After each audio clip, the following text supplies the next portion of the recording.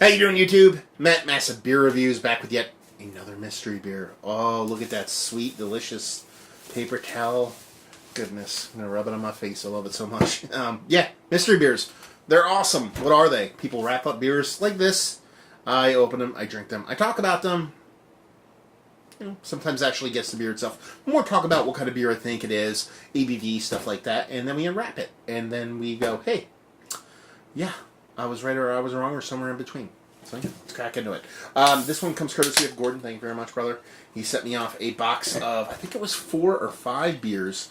And there was one solitary mystery beer in there. I believe it was only one. And it was this one.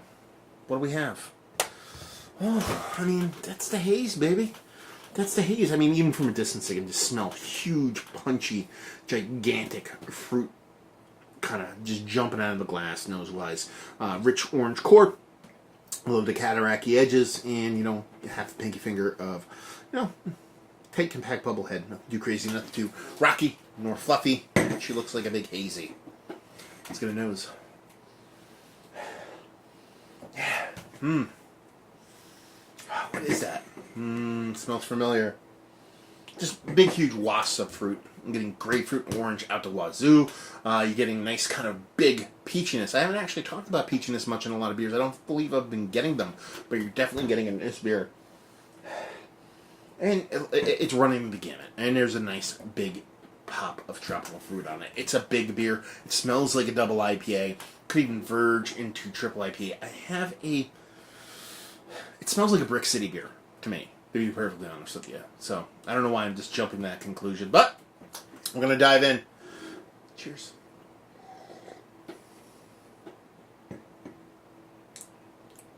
Ooh. That's a big beer.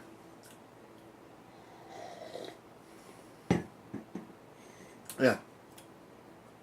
Big. All those fruit components are just dialed up even bigger. And there's a lactose component involved in it too. There's a nice kind of rindy pithiness, and a little bit of kind of melon skinniness going on there. Kind of that bittering portion of the show. It doesn't necessarily go super green, super weedy, even though that's there. It's a little bit more rindy, a little bit more skinny, fruit skinny kind of bitterness on top of those big, huge fruits. And there's a soft lactose component to it. I wouldn't be surprised. No, see, I was gonna go. I wouldn't be surprised if this was like a other half lactose, but that bittering, that biting bittering thing, that rindy thing, it's an other half thing. Maybe a collab, but I'm still kind of leaning Brick City on this one. It just kind of comes off knee-jerk reaction, smell. I haven't had one of their beers in quite some time, but it just kind of comes off that way. So, what are we dealing with? We're dealing with a double IPA pushing in triple IPA territory, 9% give or take. Big beer, heaping helpings of hops that lean all over the place, but are super robust and have a vanilla portion of the show. Now, with the way that kind of rindy bitterness comes off, I wouldn't be surprised if there was some kind of mango addition to it, actual mango. Because for me, when you get that big pop, that rindy bitterness, sometimes you get beyond what hops can produce, and this one's kind of verging in that territory, so I could see there being like that kind of fruit addition to it. Done. So yeah, 9% hops, possibly a fruit addition. I don't know if I'm going to throw my dick on the table with that one, but and lactose involved. Done and done. I did not peek at this one because I'm going to do this. I'm going to push it down. I can tell that I can pull it. Oh, I thought I'd be able to pull it. Oh, there we go. Okay, we have a little bit of Bolero Snort. That kind of makes sense too. 8.1, so a little bit smaller than what I imagined. It is a double India Pale Ale with Madagascar vanilla and milk sugar, so there was 2 components to it. There's a snowball fights. Get it?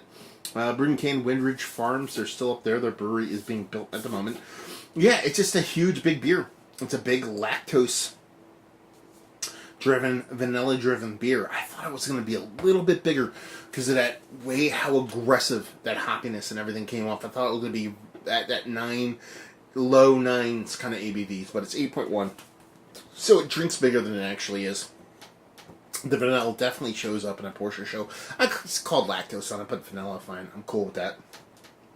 Like I said, I was kind of on the shelf of whether there was some kind of fruit addition to it, but all things considered, I would have.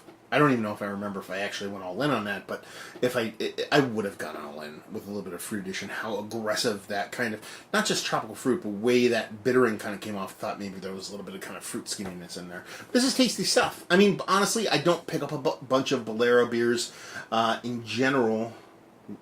No date on this either. No idea how old it is. I don't pick them up a ton. It's because, I mean, they're readily available, and I don't know, something about it. You know what it is, actually? A lot of their beers are 8 plus. And if I buy something off the shelf, I'm exclusively, at this point, I'm probably buying everything below, preferably 6, but under 7%. So that's probably why. But it's a tasty beer. It's a well-done beer. I actually said, had other half vibes, but I knew it wasn't that. But anytime you were kind of mentioning a beer in that kind of vein, as far as how the beer's made, that's a good thing. At least I think it is. I think that's it. Let's talk about it. It's one of the better double IPAs, lactose-driven double IPAs that I've had as of late.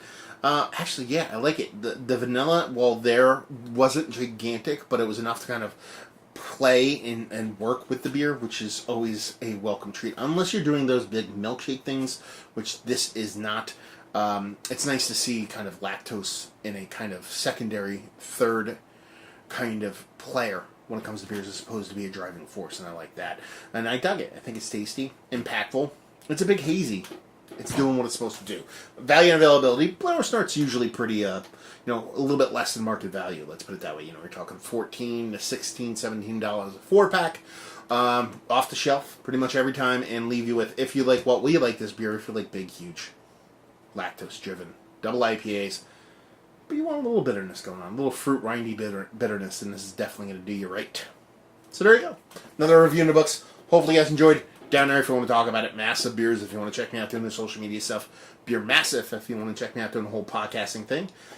I might talk to these guys one day. I badgered them for a bit and stopped talking to them, so who knows. So hopefully you guys enjoyed the review. Hopefully enjoying this little Bolero Snort Jammer right now. Hope to see you next time. Cheers.